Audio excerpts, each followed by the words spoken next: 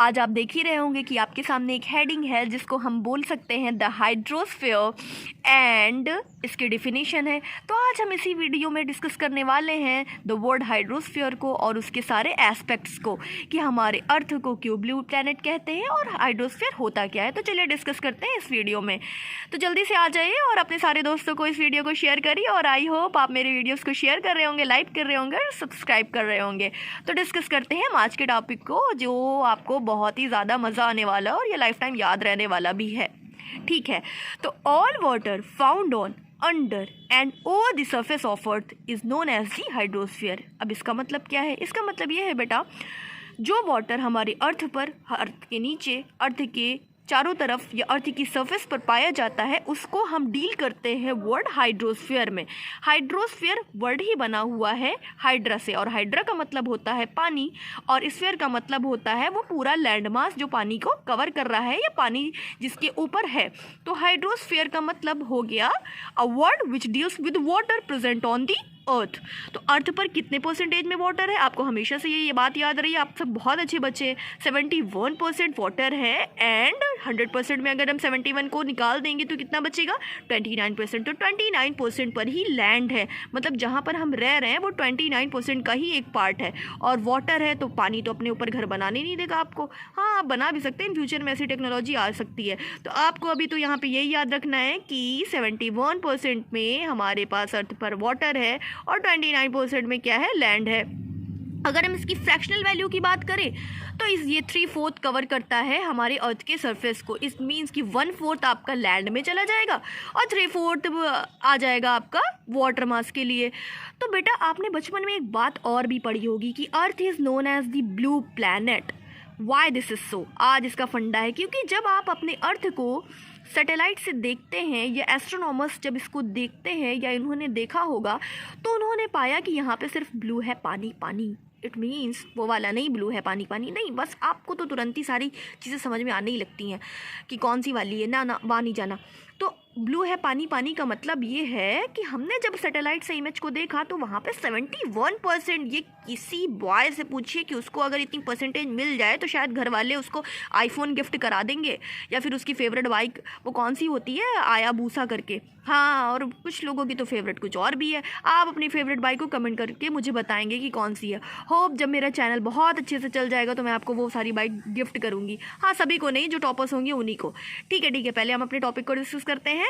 तो अर्थ नहीं, जो टॉपर्स होंगे उन्हीं को। ठीक है, पहले हम अपने टॉपिक को डिस्कस करते हैं। तो earth is known as blue planet because कि जब हमने इसको सैटेलाइट से देखा तो हमें अर्थ पे ब्लू है पानी पानी नजर आया जो कि है 71% में और फ्रैक्शनल वैल्यू है उसकी 3/4, है ना। तो अर्थ कैसा नजर आया हमें? ब्लू प्लैनेट से। तो हमने बचपन में इसको याद करके 1-2 नंबर गेन ज़रूर किए होंगे। हमारे जब सर ने हमसे पूछा होगा या टीचर ने पूछा होगा हमसे कि which planet is known as the blue planet, तो हमने बता दिया कि earth is known as the blue planet. तो आज हम उसका रीज़न जानेंगे कि भाई इतना ज़्यादा तो पानी होता है, वाटर का कलर तो ब्लू होता है, सैटेलाइट से इमेज जब हम देखते हैं तो वो ब्लू कलर का दिखाई देता है। इस वजह से मैंने अर्थ को कह दिया या एस्ट्रोनॉमर्स ने अर्थ को कह दिया ब्लू प्लैनेट। तो ये तो आपकी थ्योरी यहाँ से क्लियर हो गई। हाइड्रोस्फीयर आपको समझ में आ गया कि वो वर्ड जो डील करता है अर्थ पर पाए जाने वाले जितने भी पानी से, इवन आपके ग्लास का भी जो पानी है और आप जो वाटर में बिस्लेरी का पी रहे हैं उससे भी वो आ जाएगा हाइड्रोस्फीयर के कहीं ना कहीं अंदर। तो बेटा आपको एक और वर्ड दिख रहा है, डोमेन्स ऑफ अर्थ। अब ये क्या बला है? ये कोई बला नहीं है। जैसे कि आप घर बनवाते हैं तो कुछ चीज़ें आपने देखा होगा कि आती हैं, like iron rods, bricks, cement और मोरंग, ये बड़ी सारी चीज़ें आती हैं। तो हमारे घर को कंस्ट्रक्ट करने में इन सारी चीज़ों का हाथ है।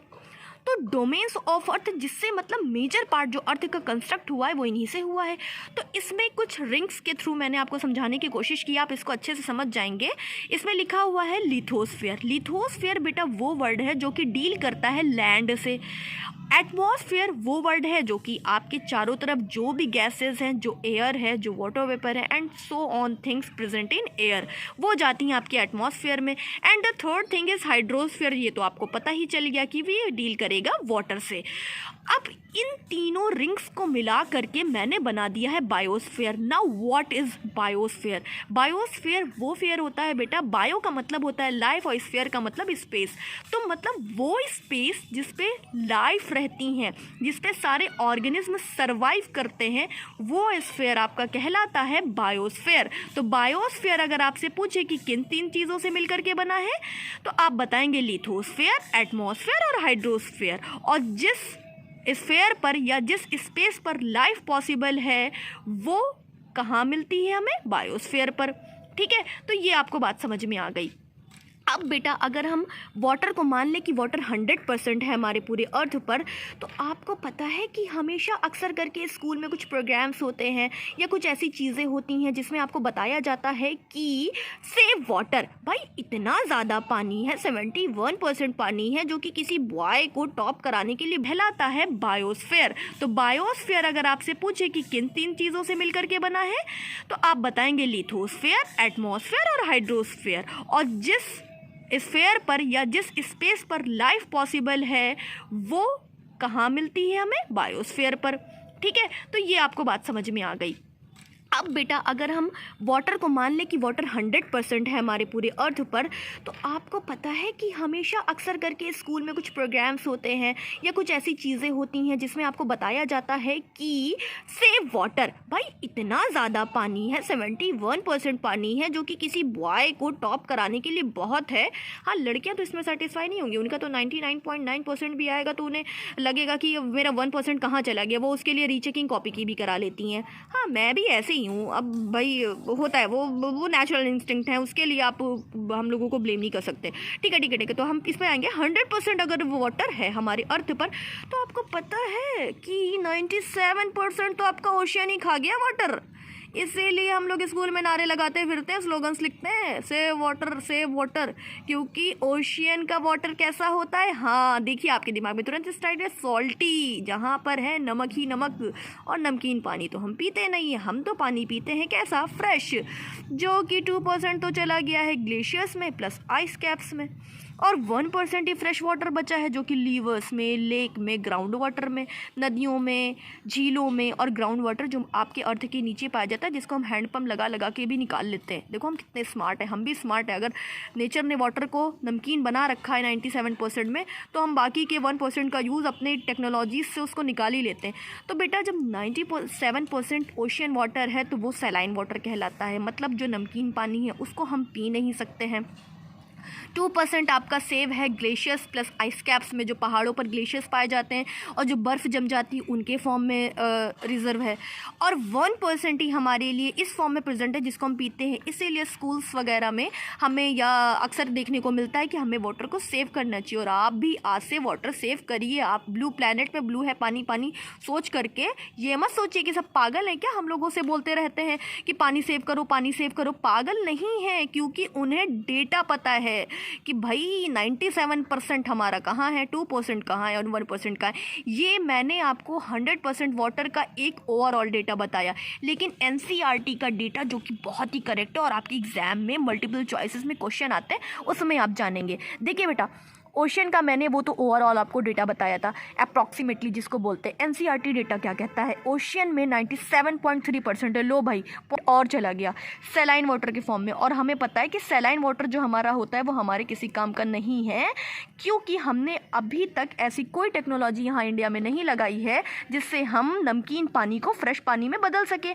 आपने एक बार कभी इंटरेस्टिंग फैक्ट्स में सुना होगा, बहुत सारी वीडियोज़ में लोग बताते हैं कि दुबई में पेट्रोल भी पानी से कम पैसे में मिलता है, मतलब कि पानी महंगा है, क्योंकि दुबई में ना के बराबर नदियाँ या लेक्स हैं। वहाँ पर जो ओशन से पानी वो लोग निकालते हैं, या वो शहर या वो देश जहाँ पर पानी को फिल्टर करा जाता है ओशियन से, तो भाई प्रोसेस तो लंबी लगेगी, नमक को अलग किया जा रहा है पानी से, तो उस जगह पर पानी महंगा होता है पेट्रोल से। और हमारे यहाँ तो पेट्रोल के दाम आपको पता ही है, आपका घूमना फिरना तो आधा इसी वजह से बंद होगा कि पेट्रोल इतने महंगा हो गया। कोई बात नहीं, इन फ्यूचर में अगर मैं बन जाऊंगी कुछ तो आपके लिए कराऊंगी इसका इंतजाम कि साइकिल से ही सारे बच्चे चले। हाँ बिल्कुल, और क्या। तो आइस कैप्स में आप देख रहे हैं 2% है, जो कि मैंने आपको बताया ही है। आइस कैप्स एंड ग्लेशियर्स में ग्राउंड वाटर में 0.68% वाटर है। लेक्स वाटर में आप देख रहे हैं 0.009% है, कितना ज़रा सा है। सॉल्टी लेक्स भी उसी में आ गई 0.009%। Atmosphere, ATM means atmosphere, atmosphere में भी 19% है। अब भाई आप सोचेंगे एटमॉस्फेयर में कैसे वाटर है, तो बेटा एटमॉस्फेयर में वाटर प्रेजेंट होता है in the form of water vapour.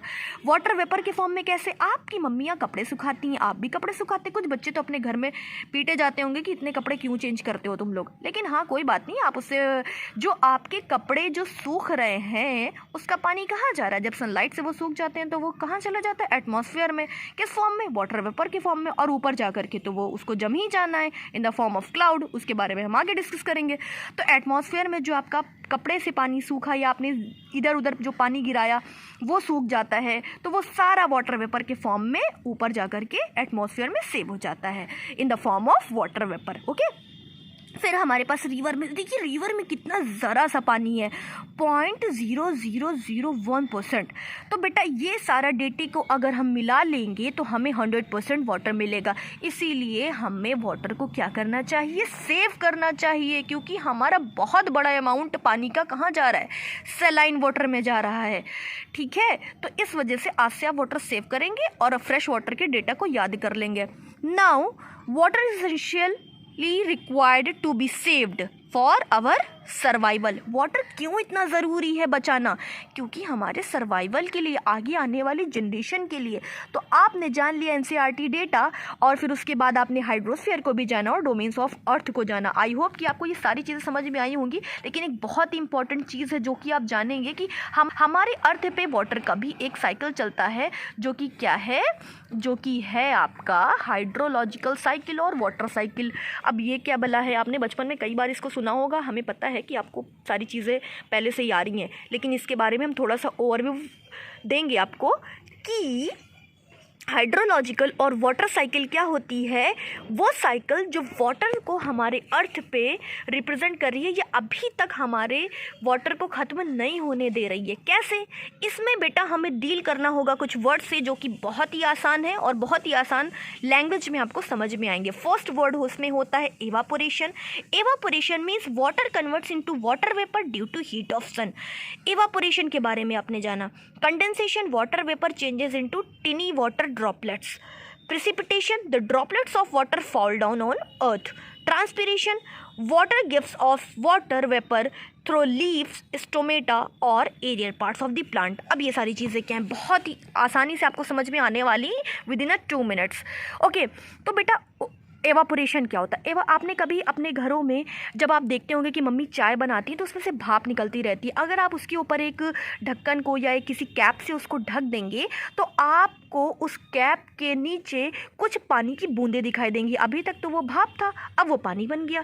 कैसे? क्योंकि उसके ऊपर जब एक हमने बर्तन लगा दिया तो वो वाटर वेपर के जो फॉर्म में था, गैस के फॉर्म में था, वो फिर से लिक्विड में कन्वर्ट हो गया ठंडा होकर के। तो इस तरीके से जब आपका सनलाइट, ये देखिए हमारे सूरज मामा बने हुए हैं ना यहाँ पर, हाँ चंदा मामा होता है, सूरज भैया होते हैं क्या पता नहीं। तो यहाँ पे सनलाइट जब निकलती है तो उसमें क्या होता है कि ओशियंस में वाटर है, रिवर्स में वाटर है, लेक में वाटर है, अंडरग्राउंड वाटर है, आइस कैप्स हैं। ये सारी चीज़ों में एवापोरेशन की प्रोसेस होती है। एवापोरेशन की प्रोसेस की डेफिनेशन मैंने पहले ही बताई है कि पानी का गर्म हो करके भाप बन के ऊपर उठना। जब पानी भाप में बदल जाता है तो उस प्रोसेस को बोलते हैं एवापोरेशन। अब भाई ओशियन से एवापोरेशन की प्रोसेस हुई। एवापोरेशन, प्लांट्स ने क्या किया? ट्रांसपीरेशन किया। ट्रांसपीरेशन का मतलब होता है कि जब आपको पता ही है कि प्लांट्स फोटोसिंथेसिस करते हैं, जिसके थ्रू वो ऑक्सीजन को रिलीज़ करते हैं हमारे लिए। तो जब उनके लिए ऑक्सीजन के लिए स्टोमेटा ओपन होते हैं और कार्बन डाइऑक्साइड उनके अंदर जाता है, तो उसी प्रोसेस के दौरान प्लांट अपने एक्सेस वाटर को अपने एरियल पार्ट से, मतलब प्लांट का वो पार्ट जो कि ऊपर है, मतलब रूट को छोड़ करके वो सारा पार्ट जो कि आपके सामने आपको नज़र आ रहा है, उससे एक्सेस वाटर प्लांट को निकाल देते हैं। और इसकी प्रोसेस मोस्टली होती है लीफ के थ्रू। तो ट्रांसपीरेशन से कुछ वाटर मिला, कुछ एवापोरेशन से। इसमें क्या आपने कभी देखा है कि पानी बारिश की तरह निकल रहा है? नहीं देखा होगा, क्योंकि उसमें भी पानी वाटर वेपर के फॉर्म में ही ऊपर जाता है। तो ये सारा पानी आपकी नज़रों के सामने से मिस्टर इंडिया बन करके ऊपर जा रहा होता है। तो जब ये ऊपर जा रहा होता है, ऊपर तो मौसम है ठंडा, क्योंकि आपको पता है कि जैसे जैसे हम ऊपर जाएंगे हमें क्या मिलेगी, ठंडक। तभी तो जब हम बर्फ़ पे जाते हैं या कश्मीर और ऐसी हिल स्टेशंस पे जाते हैं तो हम बहुत ढेर सारी स्वेटर्स पहनते हैं। तो जब पानी ऊपर जाता है तो ऊपर तो भाई अब हमारे पास क्या है, फॉर्मेशन ऑफ क्लाउड होगा। इसमें क्या होगा कि इन्वायरमेंट था ठंडा, एटमॉस्फेयर था ठंडा ऊपर का, इस वजह से पानी हमारा जम गया। जैसे कि आपके अभी बर्तन में जो आपने कैप रखी थी उसमें आया था ना पानी, लिक्विड बन करके ऊपर भी चला गया। ऊपर मौसम बेटा इतना ठंडा होता है कि पानी कंडेंस हो जाता है, मतलब कि पानी जम जाता है। और जब भी बादल बनता है तो वो इसी प्रोसेस के थ्रू बनता है कि एवापोरेट होकर के पानी ऊपर गया, कंडेंसेशन की प्रोसेस में पानी जम गया, तो पानी का जमना ही कंडेंसेशन कहलाता है। और वही कंडेंसेशन में जब दो बादल या आपस में कई बादल टकराते हैं तो प्रोसेस होती है प्रिसिपिटेशन की। तो प्रिसिपिटेशन और बहुत महंगा वर्ड नहीं है, ये है सिर्फ और सिर्फ आपकी बारिश। प्रिसिपिटेशन मीन्स बारिश, रेन, जिसको रेनी डे की आप छुट्टी मनाते हो तो मतलब ऊपर सुनो कि बादल्स में आपस में फाइट हो रही है, इस वजह से हमें रेनी डे की छुट्टी मिल गई। अब प्रिसिपिटेशन के फॉर्म में वाटर फिर से उसी फॉर्म में आ गया और रिवर्स में, ओशियंस में और लेक्स में चला आया। तो ये हो गई आपकी पूरी वाटर साइकिल का काम कंप्लीट। तो अब आपको हम बस 1 मिनट में बताएंगे कि क्या होगा। ये होगा कि एवापोरेशन के थ्रू पानी भाप बन करके ऊपर गया, कंडेंसेशन में पानी जम गया, कंडेंसेशन के प्रोसेस के थ्रू बादल बन गए, और जब बादल आपस में टकराए तो हो गई प्रोसेस प्रिसिपिटेशन की। प्रिसिपिटेशन में पानी फिर से लिक्विड के फॉर्म में आ गया, तो एक बार पानी गैस बन के ऊपर जा रहा है, फिर सॉलिडिफाई हो रहा है, जम रहा है, और फिर लिक्विड आ रहा है। पानी की कई सारी स्टेट्स भी इसमें बदल रही हैं और हमारा पूरा वाटर साइकिल भी चल रहा है। इस तरीके से हम इतना पानी का यूज़ करते हैं और पानी ऊपर जाता है फिर से नीचे चला जाता है। इस तरीके से वाटर साइकिल भी कंप्लीट हो जाती है और हमें अभी तक वाटर की कमी का महसूस नहीं हुई है महसूस। लेकिन बेटा आपको पता है कि पानी बहुत ही जल्दी ख़त्म हो जाएगा अगर हम इस तरीके से यूज़ करते रहे, क्योंकि आपको पता है कि हमारे पानी का एक बड़ा हिस्सा कहाँ पर है। तो इसीलिए आपको ये वीडियो शायद समझ में आया हो। अगर आपको कुछ इसमें प्रॉब्लम होगी तो आप कमेंट करके मुझे बताइएगा, मैं उसको इन्हांस करूँगी। ओके, तो आप ऐसे ही और वीडियोज़ के लिए फॉलो करते रहे द साइंस स्पॉट और देखते रहिए मेरे साथ।